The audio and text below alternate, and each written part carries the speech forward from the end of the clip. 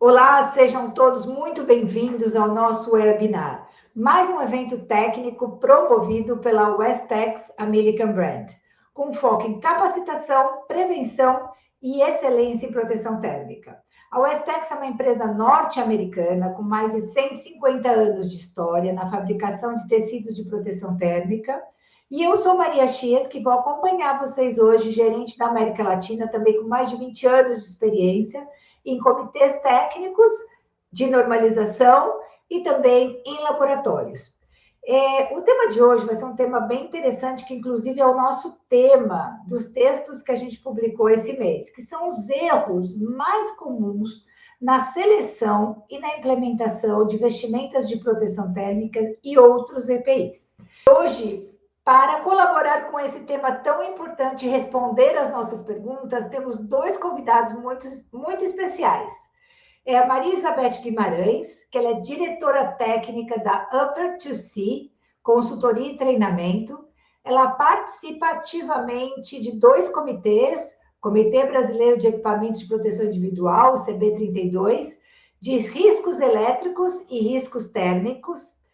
É consultora da Subcomissão de Vestimentas do Ministério do Trabalho e Emprego. Ela tem uma vasta experiência na Petrobras como coordenadora do Grupo Técnico de Vestimentas de Proteção e Treinamento Profissionais Técnicos nas áreas de segurança, eletricidade, operacional, offshore e onshore. É um prazer ter a Elizabeth aqui com a gente. E também nos acompanha hoje o Dr. Márcio Bottaro, que ele é especialista em laboratório no Instituto de Energia e Ambiente da Universidade de São Paulo há mais de 30 anos, é supervisor do Serviço Técnico de Segurança e Desempenho de Equipamentos e Materiais Elétricos, e ele foi coordenador do projeto que deu origem, em 2016, ao Laboratório Brasileiro de Arco Elétrico, o único do hemisfério sul a realizar ensaios em arcos abertos padronizados para EPIs. É coordenador também da Comissão de Efeitos Térmicos da BNT CB32 e o nosso especialista do IEC TC 78, Trabalho sob Tensão. Inclusive, a 70E, ela proíbe tecidos inflamáveis. Tem uma exceção que são as roupas íntimas, né? Que não tem roupa de proteção térmica, pelo menos eu não conheço, de roupa íntima. Sobre critérios exigidos que não podem ter elastano nem partes metálicas, porque realmente as partes metálicas se aquecem no efeito de arco elétrico e pode ter queimaduras na pele. Márcio, o que você tem visto no laboratório? Compartilha com a gente dessa parte de ensaio com a camiseta. Isso algumas vezes é solicitado até para demonstração, para conscientização, né? O primeiro arco que nós fizemos em manequim no laboratório, né, cuja a Beth foi o nosso apoio técnico na Petrobras no desenvolvimento do laboratório, né? A rainha. Tem que ressaltar aqui, a madrinha do laboratório. E o primeiro ensaio realmente foi justamente essa configuração. O pessoal queria ver o que acontecia. E foi colocado uma camiseta do tipo camiseta de esporte, né, de time, de futebol. Por baixo ela derreteu, ela grudou toda no manequim, né? A gente estava avaliando o manequim, e para extrair ela do manequim teve que ser feita uma raspagem com espátula. Então ali a gente já viu os efeitos, né, disso que a Beth acabou de falar, né, que não pode. A 70E, ela realmente faz essas ressalvas que a Maria colocou, e ela traz, né, uma condição do lado do laboratório que a gente avalia, é que um EPI que vai ser utilizado, e caso se pretenda colocar algo por baixo, desde que não sejam esses materiais proibidos, ele não pode ter uma caracterização em termos de EBT. O EBT é o que? É uma caracterização um pouco similar ao ATPV, só que ao invés de se medir calor transmitido, ele é avaliado com base em perfurações, em furos, né, em rompimentos na vestimenta. Então, se uma vestimenta pode sofrer rompimento num acidente, você não pode estar utilizando nada por baixo, porque isso tende a agravar. Então, a gente já fez algumas simulações, E o que a gente ouve são relatos, né? Como a Beth colocou alguns relatos, né? A gente ouve relatos de clientes que fazem, às vezes, auditoria e conscientização de seus próprios trabalhadores, né? Dentro do laboratório. É o que? Traz a vestimenta, veste o manequim, coloca por baixo, mesmo que seja uma camiseta de algodão, e abre um botão ou deixa alguma fresta em alguma região da camisa ou da calça, e isso mostra os efeitos danosos que pode ocorrer. Então, a recomendação, né, é que não se use nada ou busque-se uma segunda pele com proteção térmica, uma alternativa que não se, que para que você evite que seja utilizado alguma coisa por baixo. A maior reclamação e o maior indicador, né, de uso de vestimenta interior, né, ou uma roupa íntima, ou não necessariamente só uma roupa íntima, mas uma camiseta por baixo, é questão de conforto. Isso é o que mais a gente recebe. Ah, eu me sinto muito desconfortável com determinada peça de vestuário. Então eu uso por baixo para aquilo, porque me incomoda a vestimenta. Então a recomendação é conciliar como é colocado na própria NFPA 70E e também nessa nossa norma brasileira de energia incidente, conciliar proteção e conforto, isso é muito importante, e evitar que se use qualquer coisa por baixo. Se for utilizar, então que procure padronizar com algo que tenha uma proteção térmica mínima, para que ela não venha ignitar, derreter, gotejar e comprometer o próprio EPI. E o ponto final é que a gente sempre comenta que, assim como o EPI vai proteger o calor de atingir a sua pele, se queimar por dentro, ele vai segurar o calor, que é o efeito aí que foi comentado, né, o efeito sino ou chaminé, e ele vai segurar também o calor para ele não sair de dentro da vestimenta. Então a pessoa vai cozinhar ali por dentro e a gente tem relatos disso ocorrendo em campo. Então eu sempre me recordo que esse primeiro ensaio que nós fizemos com o manequim no laboratório foi justamente colocando embaixo de um EPI uma camiseta inapropriada de nylon e deixando algumas partes abertas e aquilo derreteu tudo, acabou com a vestimenta de proteção térmica depois, né? E se fosse numa pele real, seria algo desastroso. Com certeza, ia gerar muitas queimaduras, né, Márcio? Duas perguntinhas. Não, uma é uma observação. Eu acho que se optar por usar realmente uma camiseta, que ela, como diz a 70E, tem que ser 100% algodão, e ela tem que ser colocada dentro da calça, né? Porque se você deixar solto, a gente vê a maioria do pessoal que trabalha com tudo solto, né? A camisa de proteção térmica, a camiseta, se realmente tiver um arco, aquece muito o ar. Vai entrar em ignição a peça que não tem nenhuma proteção térmica. E minha pergunta é, na norma BNT, vocês dão alguma orientação? Márcio e Elizabeth, é um prazer ter vocês aqui com a gente hoje para discutir um tema de tanta importância. Sejam muito bem-vindos. Maria, muito obrigado Boa aí pela tarde, oportunidade. Maria. Boa tarde, Márcio. Eu que agradeço Boa a tarde, Beth. vocês para a gente falar de um tema tão importante, né? Eu gostaria de começar Obrigada, Maria. Eu gostaria de começar aqui com uma pergunta que é muito recorrente sobre as tabelas da NFPA 70E. A norma é clara, mas sua aplicação prática exige leitura técnica e senso crítico. Não se trata de aplicar uma tabela ou a outra, e sim de entender o sistema e a energia incidente real, né? Então, na experiência de vocês, como evitar esse uso genérico da tabela? Há muita confusão da categoria de EPIs, de 0 a 4, de 4 a 8. Então, como é que vocês veem isso? E como vocês podem explicar para a nossa audiência como utilizar da melhor forma essas duas tabelas que estão na 70E? Eu começo com o Márcio. Márcio, se você pode contribuir com esse tema. Vamos lá. Essa questão da metodologia de estudo para o estabelecimento da proteção, que é dada pela 70E, que é a referência internacional nisso, ela nos dá duas opções. Inclusive, ela deixa claro que você deve utilizar uma ou outra, né? E vamos tentar deixar isso um pouco mais claro. A primeira metodologia citada é a metodologia de cálculo de energia incidente, ou estimativa de energia incidente, que, digamos que no Brasil é adotado como a metodologia preferível, não só aqui, né? Mas aqui foi assim adotado, inclusive, na nossa norma nacional NBR 17227, que a gente pode falar mais à frente. Essa metodologia você vai utilizar métodos de cálculo do anexo D da NFPA 70E, onde o mais utilizado no ambiente industrial é da I3E 1584. Né? É o método mais difundido na atualidade, é o mais robusto. E aí você vai partir para uma seleção dentro de duas faixas básicas de energia, uma que vai até 12 calorias e uma que está acima de 12 calorias. Essa é como você falou em tabelas, essa é a chamada tabela 130.5G. Né? E uma outra metodologia, que seria uma simplificação do processo, é você utilizar as categorias de EPI, que antes eram chamadas de categoria de risco. E para isso você tem outras duas tabelas. Né?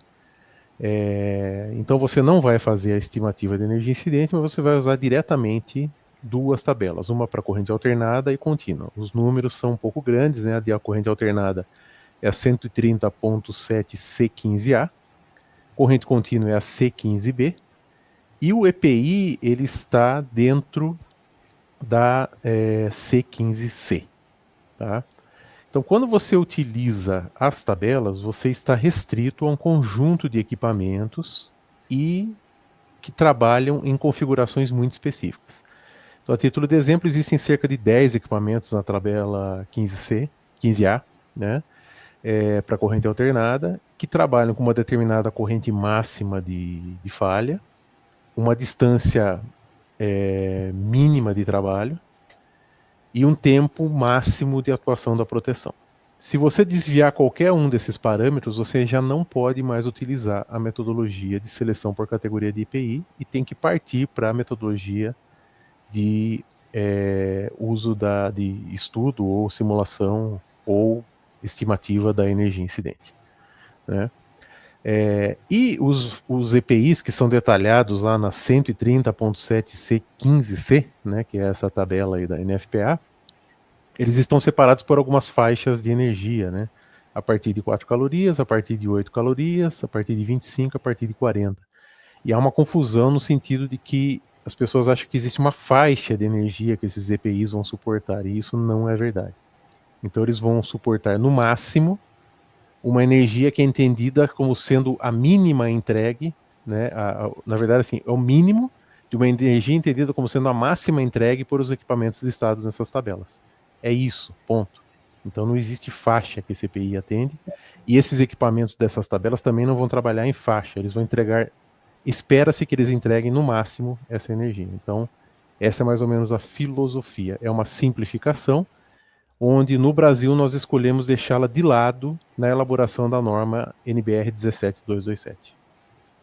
Obrigada, Márcia. É verdade, né? A gente vê muito assim, ainda usar a categoria de risco, né? Que nem o risco já nem existe mais, né? Beth, aí na sua experiência, né, trabalhou numa grande organização, como era esse fato dessa categoria de risco, de colocar TPV, de usar as tabelas da 70E? Você pode compartilhar com a gente? Boa tarde a todos. É um prazer estar aqui com vocês. Vou traçar um pouco da experiência, não só na Petrobras, mas em outras empresas. A orientação que a gente usa é cálculo da energia incidente da instalação.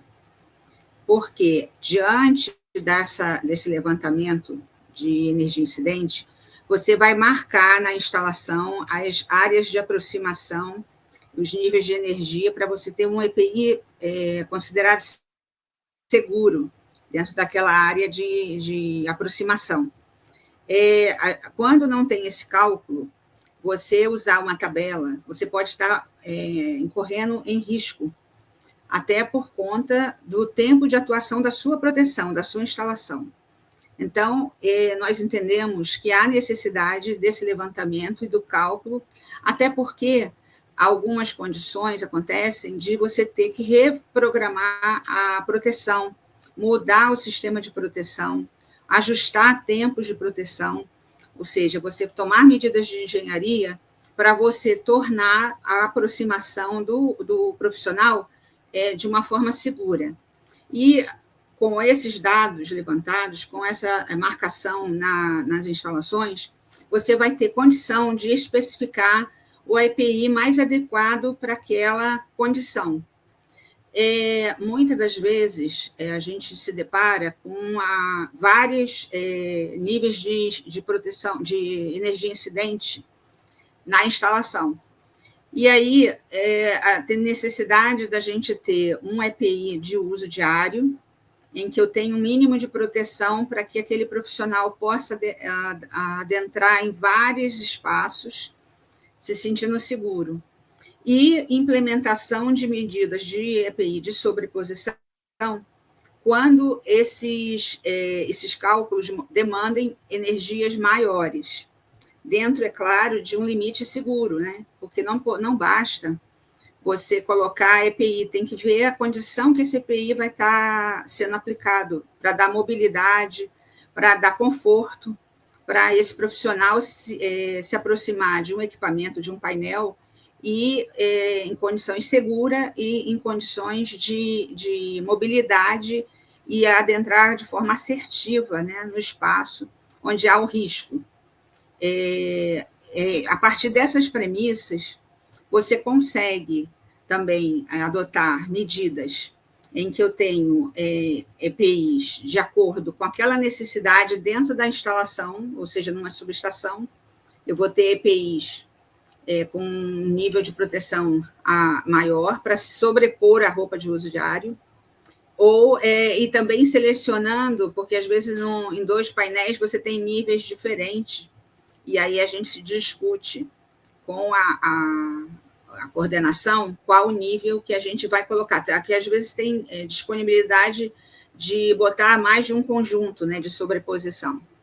E ali também nós colocamos a necessidade de treinamento para entender a metodologia.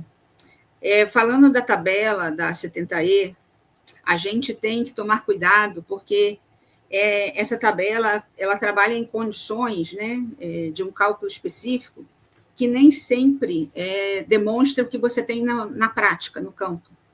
Então, você precisa, no nosso entendimento, fazer o cálculo da energia incidente e os ajustes necessários para você ter um EPI seguro, efetivamente seguro, e o EPI é a última barreira, né, para proteção do profissional. Eu não sei se consegui atender aí a esclarecimento aí de tudo. Exatamente, né? Eu acho que tudo começa com o estudo, depois uma análise de risco, para depois se determinar. E o que a gente estava comentando aí nos bastidores é que é uma análise também dinâmica, ela não é estática, porque os equipamentos são renovados, são mudados, não é que você fez isso uma vez e ele está ali para sempre. A gente sabe da importância também de fazer essa atualização, essa dinâmica. Mas a 70E também ela tem uma coisa bem interessante no anexo M, que é um tema bem polêmico. O anexo M da 70E fala das roupas de sobreposição e as roupas utilizadas sob a vestimenta, que é um tema até hoje recorrente de pergunta, né, gente? Posso ou não usar camiseta? Como usar uma roupa íntima? Tudo isso é recorrente. Olha, apesar de isso estar numa NR desde 2004, né? 2004. Quer dizer, são mais de 20 anos aí, tem essa dúvida recorrente. Como vocês entendem esse tópico? Como, assim, do lado do laboratório, aí eu vou querer do lado do laboratório e do lado da organização. Então, como é, do lado da organização, o monitoramento da utilização das roupas interiores, na sua experiência, Beth, se você já presenciou utilização não conforme com peças internas, e quais as orientações que você, aí na sua carreira, fornecia aos usuários. E o Márcio, do lado do laboratório, como que são esses ensaios aí, né? Eu vou começar pela Beth. Beth, a sua experiência na organização você trabalhou tantos anos? É um item importante as roupas internas, né? Você utilizar roupas internas que sejam, a princípio, ignífugas, porque numa necessidade, um evento de um sinistro, e a roupa vem a romper as costuras, ou alguma furo venha a se formar, né? Essa peça interna não vem a ignitar, porque aí teríamos efeito sino. Nós tivemos, em duas situações, acidentes em que houve uma falha, né? A primeira da costura, quando a posição do profissional, ele estava com o joelho no chão e o outro a 90 graus. Quando ele sacou a chave, houve o arco e a costura do gancho da calça rompeu. Ele, seguida a nossa orientação, ele estava usando uma roupa íntima de 100% algodão, de boa qualidade, e apesar do rompimento da costura, ele teve somente queimadura na face interna das pernas. Nós tivemos também um sinistro em que um colaborador estava com uma camisa não adequada, e a camisa rompeu na parte da frente, e ele teve uma queimadura no peito por conta da roupa íntima não adequada. Então, nós reforçamos nos nossos treinamentos a necessidade de estar usando, naquele primeiro momento, roupa 100% algodão, uma camiseta 100% algodão na parte interna, inclusive levantando a questão para as mulheres de evitar o uso de sutiã com aro metálico, por conta da transmissão de calor, e que poderia provocar queimaduras. E buscamos depois desenvolver camisetas RF para uso da força de trabalho, como uma necessidade, uma garantia a mais de proteção nas roupas, sobre as roupas, né, de uso diário.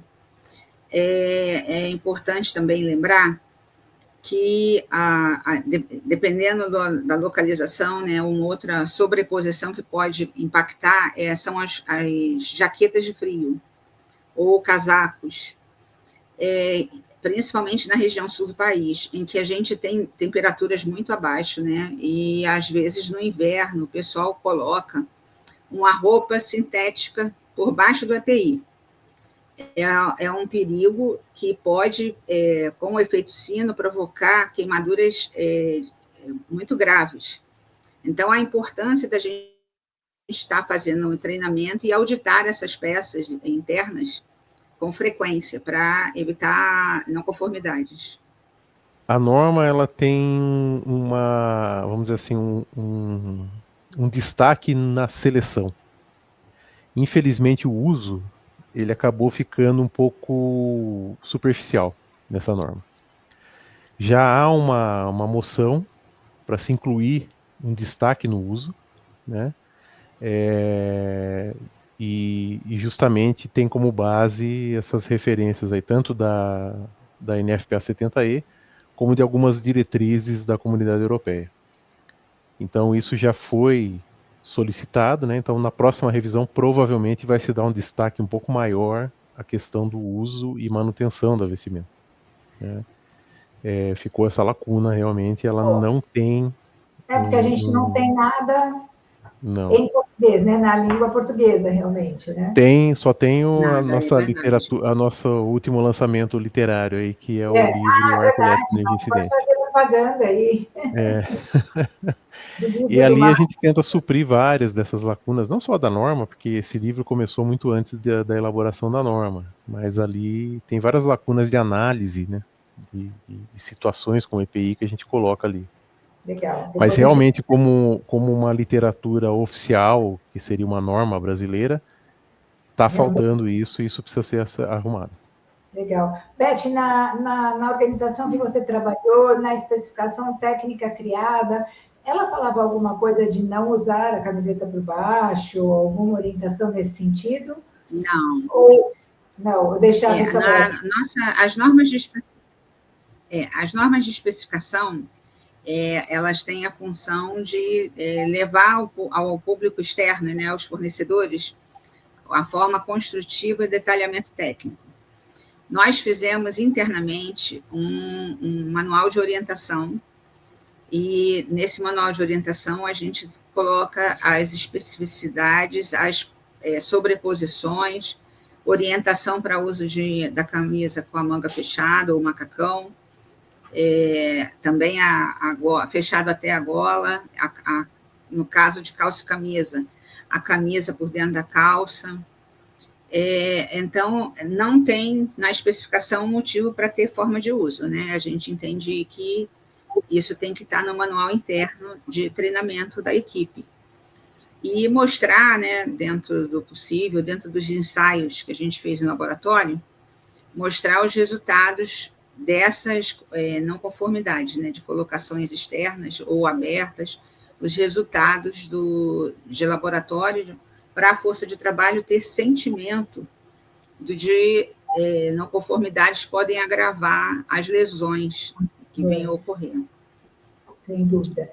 Tem uma coisa assim bem crítica que não está escrito em nenhuma norma, eu nunca vi em nenhum procedimento, a Beth pode aí me corrigir, que é quando você mistura fornecedores, tanto confeccionistas quanto a têxtil, né? Como é que funciona isso? Imagina, você tem uma camisa de uma certa tecnologia, uma calça de outra tecnologia, tem um sinistro, e a gente sabe que isso não está em nenhuma norma. Qual a orientação que vocês dariam, né, aos nossos ouvintes, a quem está começando a criar uma especificação técnica, ou tem esse cenário na indústria? Começando pela Beth aí, que tem esse cenário. Experiência no setor industrial. Tem esse cenário, e o alerta que a gente faz nos treinamentos é a observação das combinações, né, principalmente no quesito calça-camisa. Quando é macacão, aí não há esse perigo, mas quando é calça-camisa, há necessidade do usuário verificar não só as condições, né, do EPI propriamente, que a gente sempre pede para estar fazendo uma inspeção, mas a verificação se é do mesmo fabricante. A gente sabe que as peças têm um CA, do Ministério do Trabalho. Esse CA leva ao fornecedor ensaiar como conjunto calça-camisa para ter o CA, mas nas compras, nos processos de compra, a gente pode comprar de fabricantes diferentes. E o que a gente tenta colocar na força de trabalho é quando a gente fornece um EPI, a gente fornece por base de troca. Então, ele troca o conjunto, recebe um conjunto novo. E nos treinamentos a gente reforça quanto à necessidade de verificar se é o mesmo fabricante, mesma tecnologia têxtil.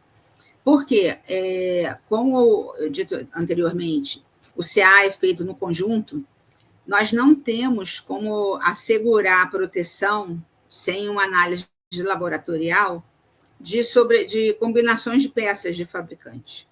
E se houver um sinistro, a gente não tem como também acionar o fabricante por conta dessa... não foi feito esse respeito, né, essa observação na combinação das peças.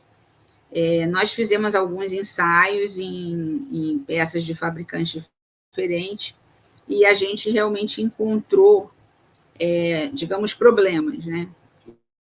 E a gente faz até um paralelo, quando você faz um ensaio, por exemplo, isso reforça muito principalmente planta petroquímica, de áreas classificadas. Se a gente bota um elemento que não está no certificado, ele perde a certificação. Então, nós entendemos que para o EPI também é uma perda da certificação se você misturar fabricantes, ou têxteis, ou fabricante do EPI propriamente. Eu teria perda da certificação daquele conjunto. Márcio, do lado do laboratório, você tem algum comentário? Esse ponto que a Beth levantou é interessante. Existe um problema de grades de medidas também, né? modelagem. Eu acho que na especificação tudo bem, você coloca ali e, como a Beth falou, na licitação aí entra um de uma marca, entra outro de outra. Alguns usuários, desculpe, nos trazem essas amostras, muitas vezes de empresas diferentes, para fazer auditorias, né? E ali a gente pode observar muitas vezes diferenças nas proteções, mesmo que estejam com o mesmo ATPV. E isso, colocando do lado do laboratório, é algo que a gente vem evidenciando cada vez mais, é que existe uma variabilidade no resultado da proteção contra arco elétrico, né? E isso muda de fabricante para fabricante, de tecnologia para tecnologia. Então, algumas vezes você pode ter uma variabilidade alta, né? E aí no conjunto, como a Beth colocou, né? Então o CA foi tirado para o conjunto calça-camisa, só que daí você opta por comprar a camisa de um mais barato, o outro calça do outro que é mais barato. E eles têm diferentes comportamentos desse ATPV. E isso pode trazer um comprometimento. Esse é um ponto assim que hoje está chamando mais a nossa atenção. Né? O outro é essa questão da combinação da medida, que você falou, coloca a camisa por dentro, mas aí a medida de uma é um pouco mais curta que a outra, da primeira abaixada que dá já saiu para fora. Então isso é um ponto que a gente também tem observado, tem recebido comentários dos usuários, né? Mas o que em laboratório a gente tem mais se preocupado é variabilidade. Sim. Oi, Beth? Vou lembrar aqui também a necessidade do usuário adotar ou estabelecer uma grade de medida para a especificação técnica. Uhum. Assim, ele tem um padrão para qualquer fabricante que venha a fornecer. A outra orientação que a gente dá é que a licitação seja comprada por conjunto, calça, camisa e macacão num mesmo fabricante. E aí a gente vai tendo na licitação fornecedores ao longo do processo, podem entrar fornecedores diferentes, mas sempre a gente vai ter uma contrapartida de estar fornecendo o EPI por inteiro de um conjunto, de um fabricante só. Porque eu já vi processo de compras saindo itens por item. Na licitação por item, corre o risco de ganhar um item mais em conta, né, mais barato, de fabricantes diferentes. E aí você já começou o processo errado, porque você não vai ter, já no início do fornecimento, a entrega para o usuário de um EPI. Você vai estar entregando partes do EPI. Claro. E aí você não tem a conformidade legal. Entendeu? E existe um outro ponto também, só para... É a vida útil, né? Partes diferentes fornecedores podem ter vidas úteis diferentes. Então, amarrar, vamos dizer assim, usar essa palavra, como a Beth está falando, né, o conjunto como um todo, você sabe que dentro daquele material, ele, passando pelos mesmos processos de cuidados aí de manutenção, eles vão ter vidas úteis basicamente as mesmas. Diferentes fornecedores, isso pode se perder, ou seja, um pode ter perdido a proteção no meio do caminho, enquanto o outro mantém. E aí ocorre um acidente, como fica? Sim, quem é o responsável, né? Quem se responsabiliza. É interessante e para pensar, porque não tem nada escrito, eu nunca vi isso no manual, numa norma, nem nas normas internacionais, nem na IEC. Não. E aí, pegando o seu gancho, Márcio, que é super interessante, que você falou da variabilidade do ATPV, né? A gente sabe que hoje a gente tem um valor que está no certificado de aprovação, né? Que ele é registrado lá, o valor do ATPV, e um CA ele pode durar 5 anos. Acho que mesmo na nova regra aí, né? Da certificação, o fabricante têxtil ele entrega o valor do ATPV. Como é que funciona essa variabilidade? O usuário, como é que ele vai se proteger? Porque ele tem um valor, né? Um valor de proteção térmica. Como vocês enxergam esse cenário? Qual é a orientação que vocês dariam para quem está aí procurando uma implementação nova, tentando evitar o erro na seleção? Então, falando aqui, né, eu tinha tocado nesse assunto da variabilidade, porque isso começou a chamar a atenção, né, internacional há alguns anos. Aí houve uma primeira publicação internacional de um trabalho nos Estados Unidos, no ESW Estados Unidos, evento da I3E, que a gente tem o ESW Brasil também, e o pessoal obteve em 2 produtos, em dois tecidos, né, eles chegaram a uma variabilidade de 40% no ATPV. Tecidos já conhecidos no mercado, né, e que tinham um determinado controle, determinada, vamos dizer assim, tradição, né, conhecida, e fazendo ensaios em vários laboratórios, repetindo ensaios ao longo do tempo, viram uma variabilidade de 40%. Isso nos chamou a atenção aqui e a gente resolveu promover um estudo para o nosso ESW Brasil. Inclusive em outubro aí temos o ESW Brasil aqui novamente. E aí o que a gente percebeu? Numa amostragem um pouco maior, né, eles ensaiaram 2 tecidos, a gente fez isso com 9 tipos de tecidos, né, na verdade, 9 tecidos de 9 empresas fornecedoras, cada um com a sua tecnologia. Ali no caso do estudo norte-americano, os 2 tinham basicamente a mesma tecnologia de fabricação. E nós encontramos alguns variando entre 38% e 43%, ou seja, mais ou menos dentro do que os norte-americanos encontravam. Aí isso chamou a atenção. E o que a gente começou a perceber logo que entrou a certificação no Brasil em 2023? A gente começou a perceber ensaios em laboratório com reprovação de amostras que usavam para o processo de certificação, como você colocou, Maria. Na certificação você pode pegar um relatório de ATPV, né, desde que ele esteja dentro dos prazos válidos lá do Ministério do Trabalho, e fazer a certificação de uma vestimenta. Então a gente começou a perceber que alguns produtos, né, que estavam utilizando determinados tecidos, quando fazia aplicação na vestimenta pronta, davam reprovação. E outros em auditoria de produtos que já estavam em uso nas empresas. Quando a gente aplicava aquela energia que estava marcada ali no CA, o produto também reprovava, né? Isso foi um alerta para a gente, olha, então quer dizer, o pessoal está fazendo exatamente o que a gente recomendou o contrário nesses artigos que a gente publicou e que o pessoal também publicou nos Estados Unidos, né? Lá foram cerca de 3 artigos publicados, aqui a gente publicou um, que é opte por ser mais conservador nessa sua especificação. Quer dizer, se você tem primeiro, opto por aqueles que têm um histórico, que conhecem o seu produto, e conhecendo o seu produto vão trabalhar ali ou com valor médio, ou com valor mínimo, para garantir segurança, porque as tolerâncias nos ensaios são de 20%, 25%, e não de 40%, 43% ou até mais que a gente tem encontrado ultimamente.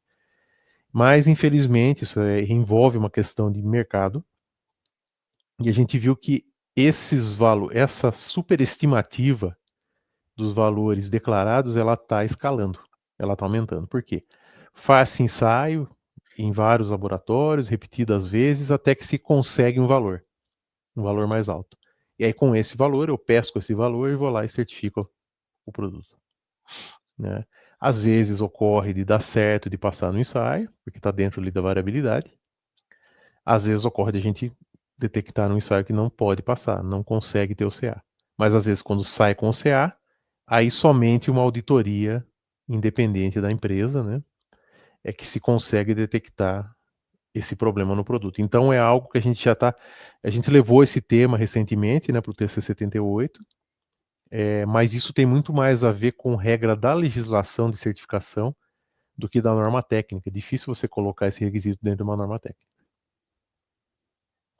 É só uma dúvida aqui, Márcia. Então, quando você fala, você tem um teste, um ensaio de ATPV no valor alto, quando chega para certificar, o confeccionista vai certificar o seu EPI, o que acontece? Ele não passa, ele rompe, ele fragiliza o corpo? Tem efeitos diversos. Ele rompe, ele ignita. Às vezes ele rompe a vestimenta de prova, que é aquela camiseta branca que vai por baixo, ou cueca branca que vai por baixo. Que a gente chama fragilização, né? Às vezes fragiliza, pode fragilizar, né? E existem alguns detalhes que as normas também não cobrem. É o exemplo da fragilização da roupa interior. Isso não está escrito na norma que não pode acontecer. Exatamente. Ela fica só como Então, observação. isso. Então existem lacunas aí, tanto na norma técnica quanto no processo. E isso é preocupante. Tá. Ô, Beth, qual, na sua experiência profissional, os testes práticos que o Márcio falou, você só consegue ver isso numa auditoria, né? Como que vocês incluíam isso no processo? Qual a importância dessa auditoria? O que vocês aprenderam dessa auditoria também? Nas nossas especificações técnicas, a gente orienta que já saia na especificação que as peças serão auditadas ao longo do processo de fornecimento. Internamente, a gente também recomenda a prática de fazer auditagens ao longo do uso. Essas auditagens, elas vão facilitar a observação do comportamento das peças, principalmente em procedimentos de lavagem, se a peça está com algum problema na trama ou rdome em relação à vida útil, aos produtos que estão sendo usados na lavanderia, porque também não basta você trabalhar na especificação da peça, por exclusiva. Você tem que trabalhar também com a lavanderia, no caso de empresas que fornecem lavagem industrial. Você tem que dar um procedimento para a empresa que está fazendo a lavagem, de quais produtos e temperatura que você pode usar. Ali no processo de lavagem, ela não separa as peças por fabricante, ela lava tudo junto. Então, como a gente vai estar orientando? A gente vai passar uma linha de corte para que não danifique as peças, não haja encolhimento, não haja qualquer risco de perda da proteção dos EPIs. Por isso, a necessidade de estar se fazendo auditoria.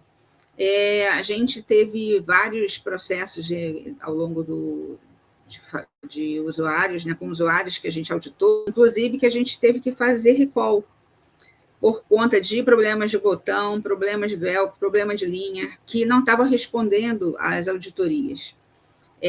Acontece também a necessidade de você limitar o número de lavagens do EPI para orientar o usuário a fazer a troca, mesmo que a peça aparentemente esteja dando uma sinalização de ok para uso, né? Mas com a prática das auditorias, a gente também vai traçando uma avaliação da performance das peças. Isso tudo só dentro da empresa, no dia a dia da empresa, que a gente vai poder estabelecer critérios para acompanhar o EPI. O EPI é uma peça que a gente demanda, né, não só as vestimentas de arco, também EPI de altura e outros itens, que a gente tem que estar analisando e reanalisando constantemente se ele não corre o risco de perder as características protetivas. Porque são vários fatores. Por exemplo, nível de sujidade ao longo do tempo, né? Às vezes, nas nossas operações, a roupa fica impregnada, né, de materiais contaminantes que podem levar à perda da proteção. Então, tudo isso tem que se levar em conta nas auditorias para poder colocar como orientação para o usuário quando trocar a peça, quando buscar a substituição por um conjunto novo.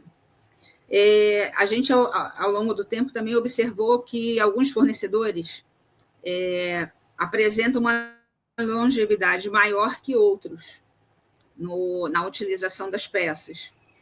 E a gente também passa isso para os usuários, porque às vezes o usuário reclama, mas essa peça aqui já tem o tempo X e vocês não estão trocando, mas é porque a gente tem uma resposta em função das auditorias que aquele EPI está conforme, dependendo do fabricante, do confeccionista, e aí a gente vai poder estar traçando uma curva de aplicação segura. Quando a gente também detecta, né, que o fornecedor Y não tem a melhor performance, então a gente vai estabelecer um prazo para estar recolhendo aquelas peças, porque ele perdeu a efetividade. Sim, é bem sistêmico, né? E não adianta falar, isso aqui não precisa sistêmico. fazer nada, a tecnologia dura para sempre. Nada dura para sempre, né? Nada dura para sempre, e é o que você falou, eu tenho que dar todo tipo de orientação, principalmente para a lavanderia. A gente teve uma reclamação no México de encolhimento, um encolhimento excessivo e tal, e eu falei, mas como é que foi realizada a lavagem, a secagem, né? Ele falou, não, tudo respeitado. E eu, quando eu peguei a peça, falei, isso aí foi secado a 120 graus. Sabe, você percebe que a peça tem. E a gente tem um equipamento na Milliken que ela consegue detectar a temperatura que chegou a fibra. Então, eu pude provar para o cliente, falar, olha, isso aqui secaram muito acima da temperatura recomendada. Então, assim, entender todo que é muito sistêmico, né, Beth? É muito sistêmico. Além da proteção térmica, todos os cuidados, quando vai se realizar a troca. Então, entender que se é uma peça que está com muita sujidade, precisa trocar, precisa descartar, né? E falando desse descarte, infelizmente, eu vou aqui para a minha última pergunta, né? A gente tem tanta coisa, eu vou deixar aí a audiência depois falar o que vocês têm mais de dúvida para a gente repetir um segundo webinar. Que a gente está falando dessa coisa de lavagem, dos cuidados, da retroca.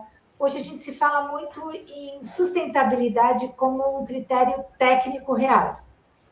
Então, você está falando, a gente substitui, existe alguma coisa que vocês fazem aí de reciclagem?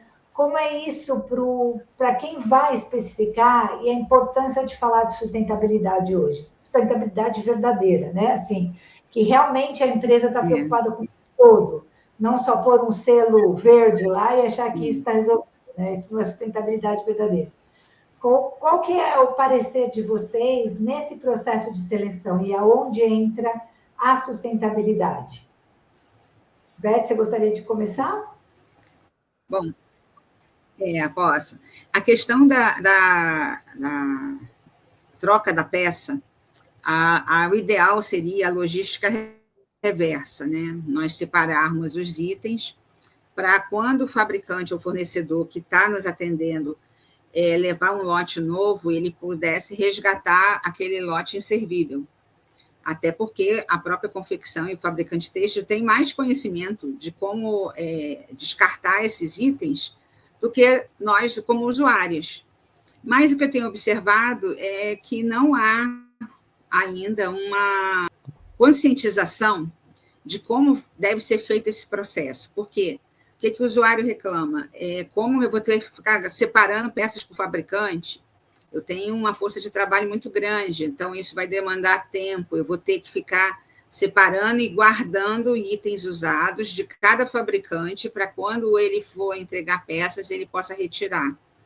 Às vezes, o processo de licitação já se encerrou, e eu não tenho mais aquele fabricante vindo à minha empresa para trazer peças novas. Então, a gente sugeriu para a Petrobras, no caso, um estudo de descarte dessas peças, mas eu não sei em que pé está, né? A gente acha que isso é importante, porque como as peças têm um tratamento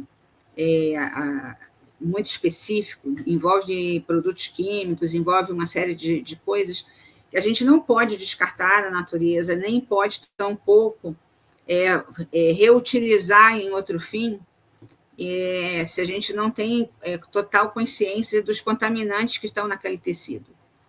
Então, isso é um assunto bem complexo e que a gente não tem ainda um retorno. Também não tem uma orientação, tanto da BNT, quanto do Ministério do Trabalho, quanto a políticas para implementar essas análises dentro das empresas. Eu acho que isso carece da gente discutir a nível de orientação, e não sei se a Westex tem alguma orientação para os usuários em relação a isso. Na verdade, a gente tem uma política de cada vez mais tentar fazer com que consumo de água,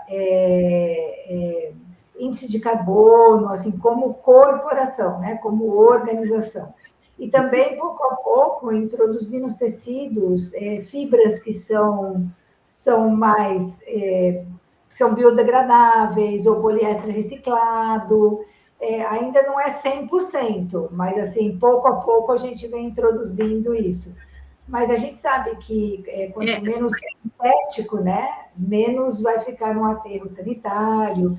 E outra também, as certificações, né, um pouco. Por exemplo, o Ecotex, são certificações que ajudam em todo esse processo de sustentabilidade. Empresas realmente a questão estão olhando como um todo, né, Beth? Como a sustentabilidade global, como um todo. Sim, a questão da contaminação, às vezes você tem a sua preocupação de trazer um tecido biodegradável, com uma série de requisitos de respeito à ecologia e ao contato com o usuário, mas a gente tem a atividade imersa em um processo que, às vezes, contamina muito o EPI. E aquela contaminação, será que efetivamente saiu do tecido? A gente não tem como afirmar. Então, quando você tem um descarte da peça, né, a entrega da peça no almoxarifado, a gente não tem como ter certeza que essa peça foi descontaminada.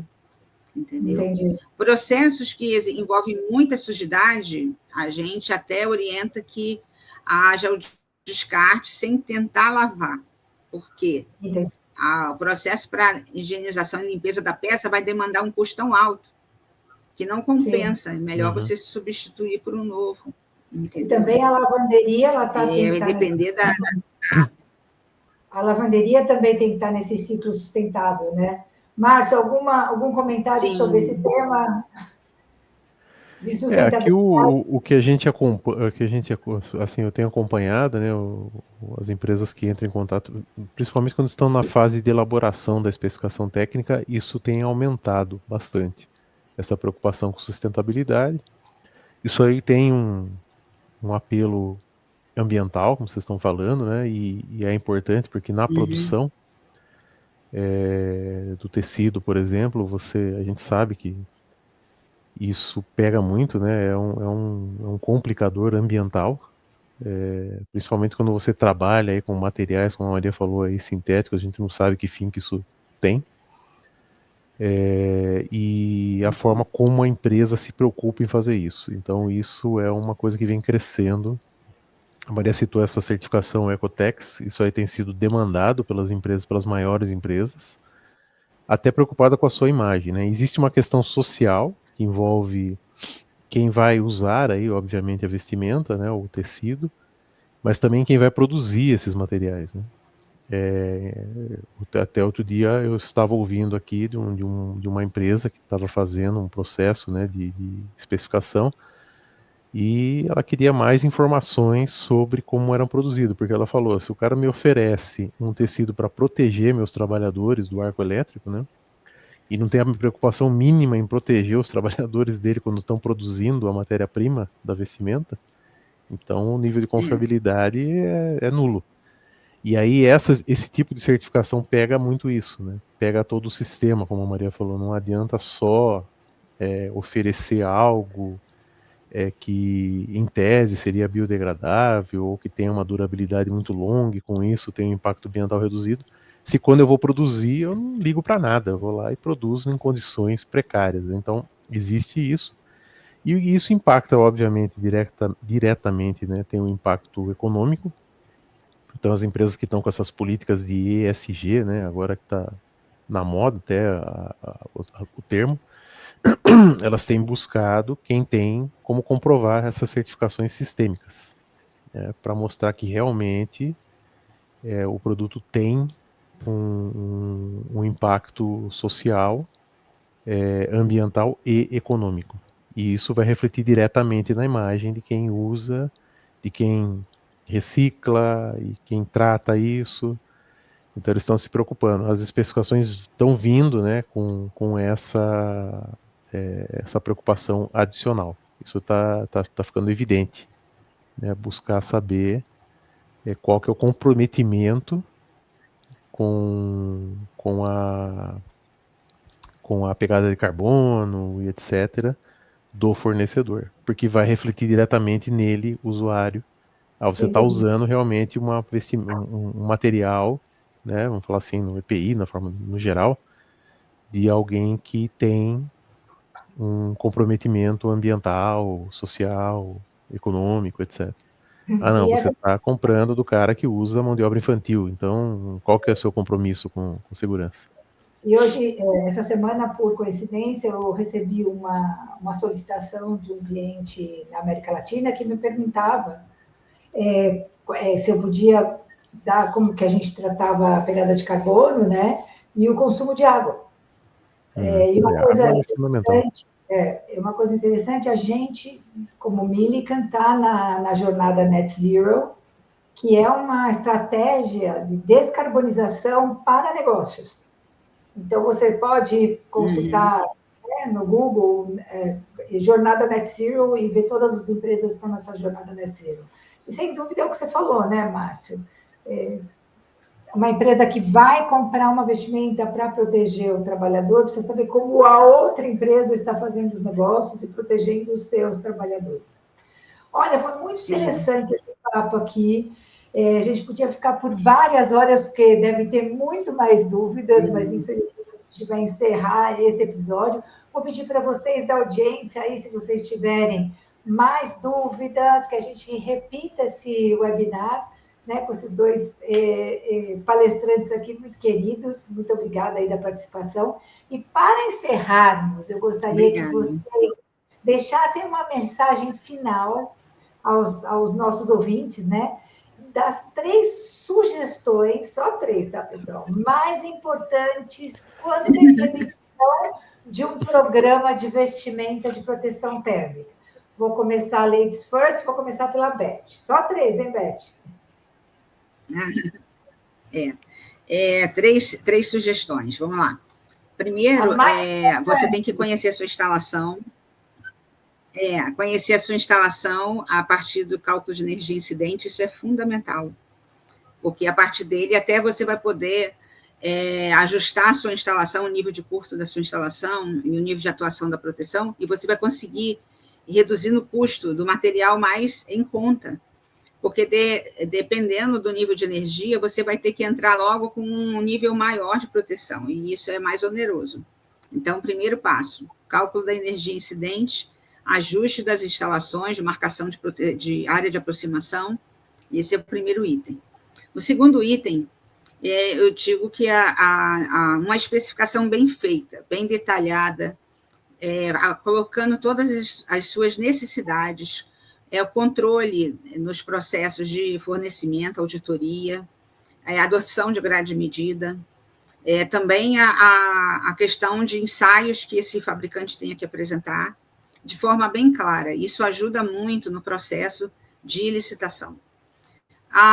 Por fim, o treinamento. O treinamento da força de trabalho é de fundamental importância para ele ter condição de entender e cuidar do seu próprio EPI. Aquele EPI vai garantir a proteção dele numa situação de um evento sinistro. Então, a importância de você treinar a sua equipe, reciclar, porque há necessidade de reciclar em função das mudanças normativas, em função de critérios de avaliação e de ensaio, e em função também das auditorias, dos resultados que você encontra na auditoria. Você tem que levar isso para a sua força de trabalho, mantendo ela atualizada e a certeza de que ela está sendo cuidada. Então, é importante, aí ele passa a ser um parceiro seu. Então, são esses 3 itens que eu coloco como de mais importância. E é um conjunto de trabalho, né? É bem trabalhoso. Anos de trabalho, né, Beth? Márcio? Eu destacaria, assim, em primeiro lugar, a capacitação. Acho que tem a ver com isso que a Beth colocou, né? A capacitação nos diversos níveis da empresa. Então, se você vai fazer um estudo de energia incidente, cadê a sua capacitação para fazer esse estudo da forma apropriada, para reduzir os níveis de energia e aí chegar nas vestimentas mais leves, mais adequadas para a pessoa trabalhar, não trabalhar lá com aquele escafandro para fazer uma atividade que não precisaria daquilo. Então, Capacitação é uma chave hoje, né? Conhecer legislação de verdade, saber de quem são os compromissos. Então a capacitação ela vai varrer toda a empresa, vai chegar lá no trabalhador, como a Beth falou, né? Que é a força de trabalho lá na ponta, mas também tem que envolver a administração e a engenharia de segurança.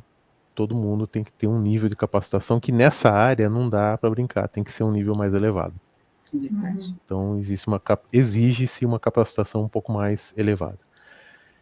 Saber determinar os critérios, eu acho que isso é importante, como a Beth colocou. Então, quando você vai fazer sua especificação técnica, quais os critérios que você precisa para desenvolvimento da proteção individual, né? Aquilo que você precisa oferecer, depender da região do país que você está, da atividade, se ela é mais suja, se ela é confinada, se ela é em altura, se ela é em ambiente de baixa luminosidade, se ela é em ambiente de difícil visualização mesmo durante o dia, né?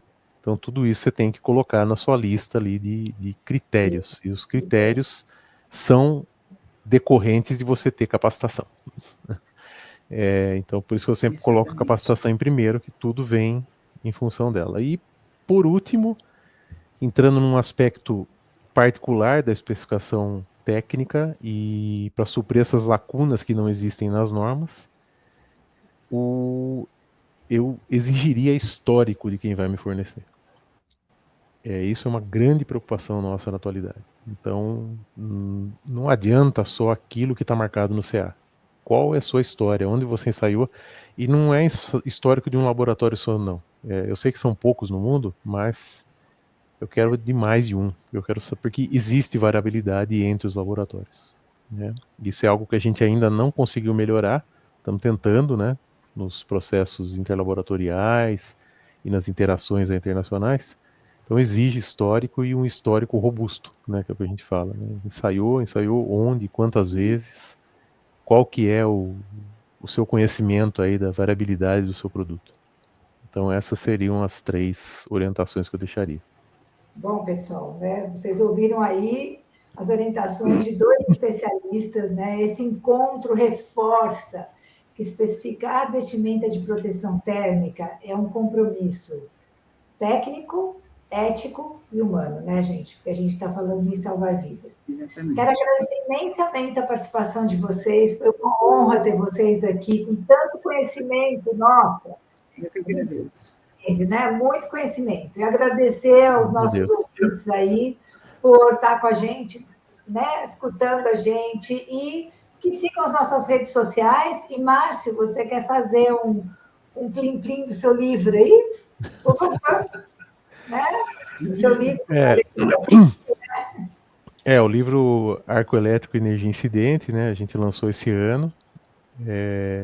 Ele coincidiu com o lançamento ele saiu na verdade um pouco antes da norma, né, de energia incidente, mas ele traz a contribuição, né, de 3 profissionais, o Cláudio Mardegan da NG Power, que tem no currículo aí mais de 7.000 estudos de energia incidente, então eu acho que dá para ele falar do assunto.